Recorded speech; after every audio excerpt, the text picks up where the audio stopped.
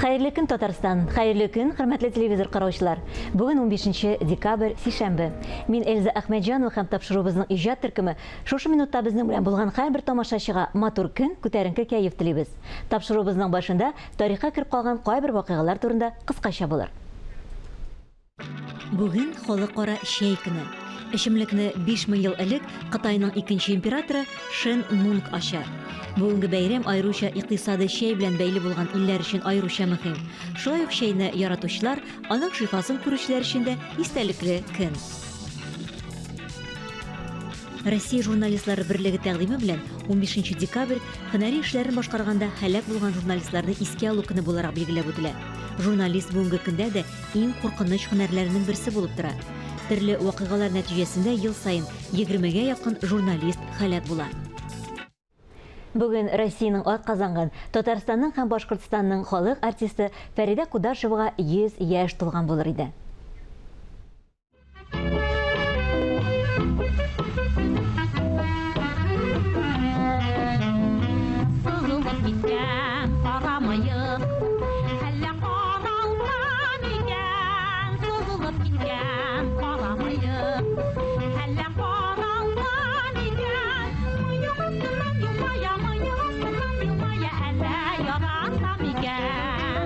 Фәридә Кудашева чын мәгънәсендә халык җырчысы.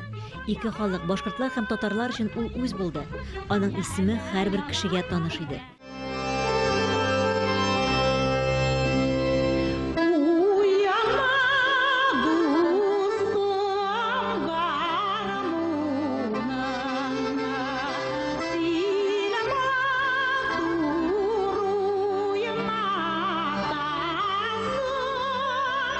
Җырчының иҗат юлында сугыш еллары айруча урын алып тора.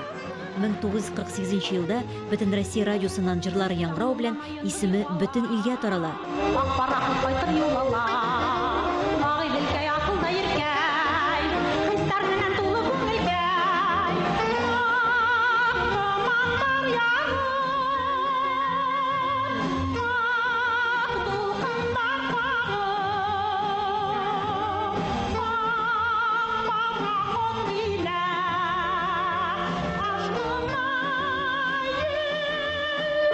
Фәридә Кудашева Россиянең һәрбер төбәгендә чыгыш ясаган, яраткан җырчыбыз булып кала.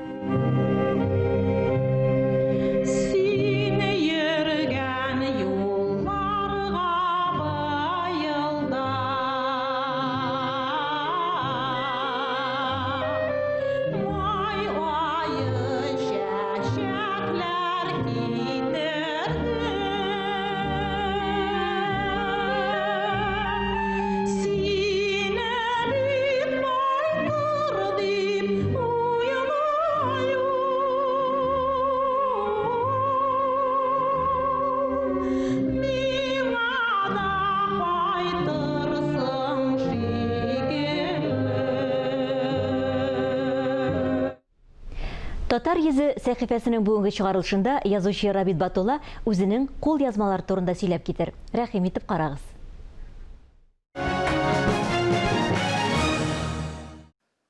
Исән сауларымсыз, хөрмәтле тамашачылар.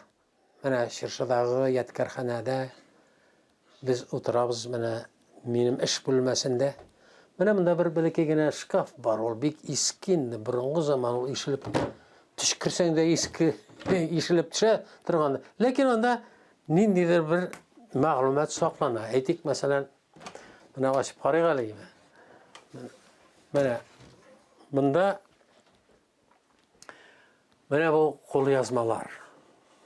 Мин язган кул язмалар. Әйтик, мәсәлән, менә монысын алып карыйк әле без. Мәсәлән, ул кул язмалар китап булып чыктылар күбесе. Үкенечтә түгел. Ләкин менә мондагы кул язмаларны инде аны барсында күчереп язарга кирәк. Компьютерга күчереп язарга, чөнки монда көндөлекләр бар. Бу оннан тагын бик күп менә burada Aytek tomlar hazırlaganman men. Mana bu hikayeler birinchi tom, ikkinchi tomda, unda ondan so'ng mana bunda 7-tomlar, 8-tomlar. Mana bunda Qozon otlari jurnalında mening basılgan eserler boş tugul, demek tikmege yığılmagan. Mana bunda hikayeler, mana bunda orunları cennette bolsun degan kitap. Dürüstüne aytkanda bu mening ijatımның bir küzgüsüdür deb o'ylayman. Chunki bunda 19-asırdan alıp 20-asırga xatli bo'lgan tatar san'atkorlarining yozmishi yozilgan dokument, bardek dokument qana birinde yolg'on yo'q. To'qqay bo'lsin, G'oyaziz Haqiy bo'lsin, Nisanbat bo'lsin, barisi da bütün dokumentlarni to'plab yozdim men bunda. Ondan so'ng mana tag'in Prozat Nisanbatning albomi. Men sizga bu turda söyledim Prozat Nisanbatning albomi turunda. Ol mening 2 danada saqlana. Birisi Qozonda, birisi bunda. Chunki bu bir qadrli mening uchun. Ol chunki zo'r rassom ham rejissyor. Ondan so'ng bunda mana Suyinbeka romani mana shulay ol mana uni ko'tarib da bo'ldi. Ol bit endi 3 tapqir yangadan basılıp çıktı. Bir Rusça, 2 tapqir Tatarcha yazılıp çıktı.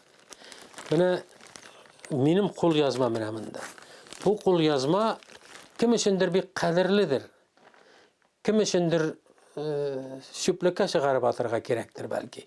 Lekin men uni shu yatqarxonada saqlayman, onda mening bütün hissiyatim mana shunda to'plangan. Suyinbeka turida men narsa o'ylayman. Nechik yozib bo'la, qachon yozib bo'la, nechik etib ona oqlarga kerak, chunki Suyinbeka tarixda bik yomonat olgan kishi. Onu pishiratirga tirishdilar. Onu kimsetirga tirishdilar. Tarixchilar da kimsetirga, hatto bugungi kundagi shoirlar da kimsetirga tirishalar. Men bari haqiqat tiladim. Çünkü tarixda g'aybat ko'p. Tarixchilarda g'aybat ko'p. Men Suyinbekani xalq nechik etib manarasini saqlay, nechik etib ona kelib namoz o'qiy. Agarda ol buzuq bo'lsa, agarda ol sotliq bo'lsa, yillar bo'yina kelib namoz o'qir edim ekan shu manara yanına kelib. O'ylab qarag'siz siz. Mana mening bütün o'y fikrlarim şu romanga solingan, sizning qo'lda onu o'qiy olasiz. Hem men onu mana shu qo'l yozmasida yatqarxonada saqlarga tilayman. Bu da o'rin alır o'zinde. Şolay etib biz mening ish bo'lmamdagi reportajni tamom etamiz. Qarag'iz, so'rovlaringiz bo'lsa, menga so'rovlar jibarasiz televideniyega yoki anda yozuvchilar birligine. Men sizga javob berishga tirishirman. Sog' qolasiz. Кәрим Тинчурин театры тамашачыларга премьера тәкъдим итәргә җыена. Атаклы композиторыбыз Салих Сайдашевка багышланган спектакль «Лабиринт» жанрында булачак. Үзенчәлекле премьера турында без студиябызның кунагы Тинчурин театры артисты Илфак Хафизов белән сөйләшербез. Хәерле көн, Илфак, исәнмесез? Исәнмесез, хәерле көннәр. Фойеда күрсәткән тамашагызны күрдек. Иммерсив спектакль нәрсә икәнен аңлыйбыз. Ә менә «Лабиринт» спектакль тәкъдим итәргә җыенасыз. Бу нинди жанр, бу нинди форма? Бу безнең өчен, безнең театр өчен бик яңа форма. Эшләнмәгән. Беренче тапкыр эшләп каравыбыз. Татарстанда да андый спектакльләрне мин белгәнемчә юк әлегә. Bu birinci adımımız. Lakin spektakl «Labirint» degan tushuncha endi bor. Mesela hozir internet dünyasında yaşayız biz. Anday spektakllar mesela Moskvada da qo'yilgan. Bor mesela Shakespeare «Labirint» degan teatr natsiya qo'ygan. Allarda mesela bizde biraz o'xshashlik bor, lakin bizniki baribir o'zga. Bizning narsadan iborat.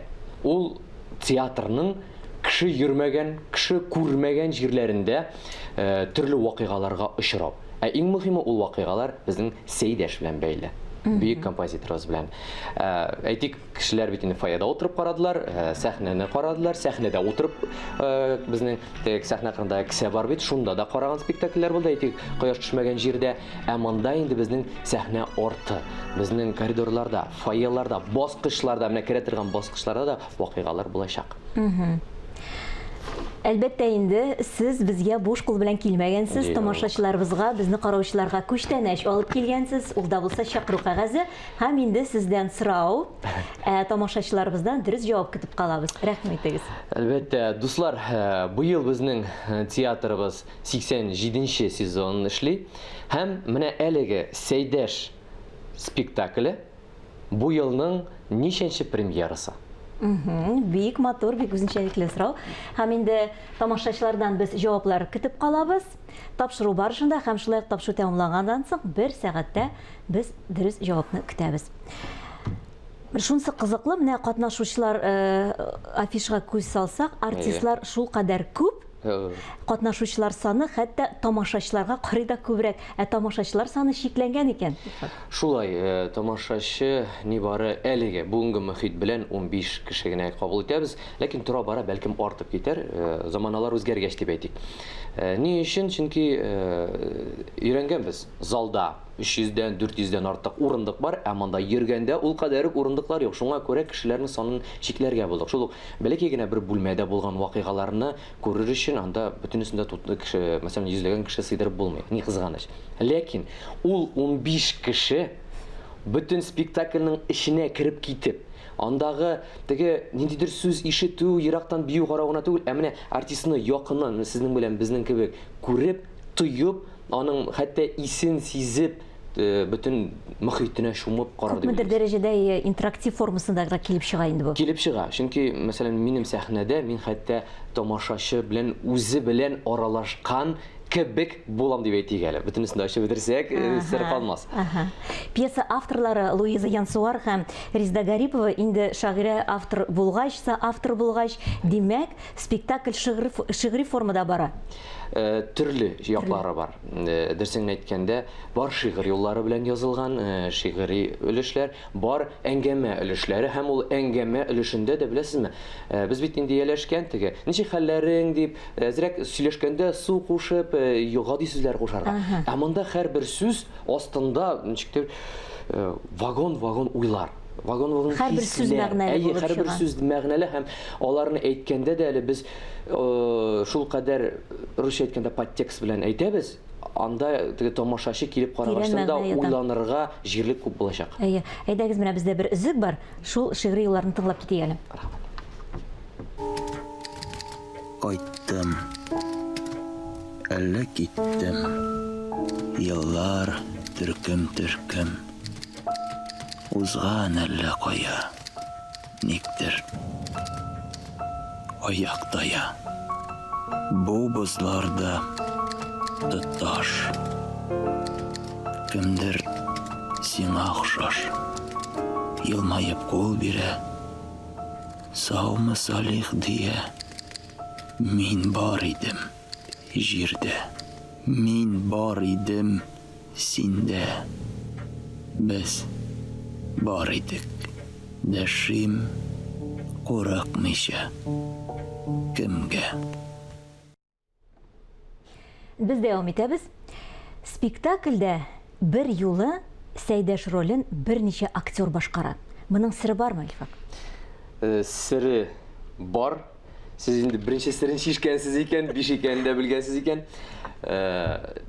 Бар, чөнки бу спектакльдә Сәйдәшнең иҗатын миңа калса, Сәйдәшнең тормышын бер генә кешегә, бер генә кысага салып булмый торгандыр. Шуңа күрә инде моны режиссер да, язучы, драматург дип инде Луиза Янсуар белән Резда Гариповна, алар инде шундый формага китергәннәр.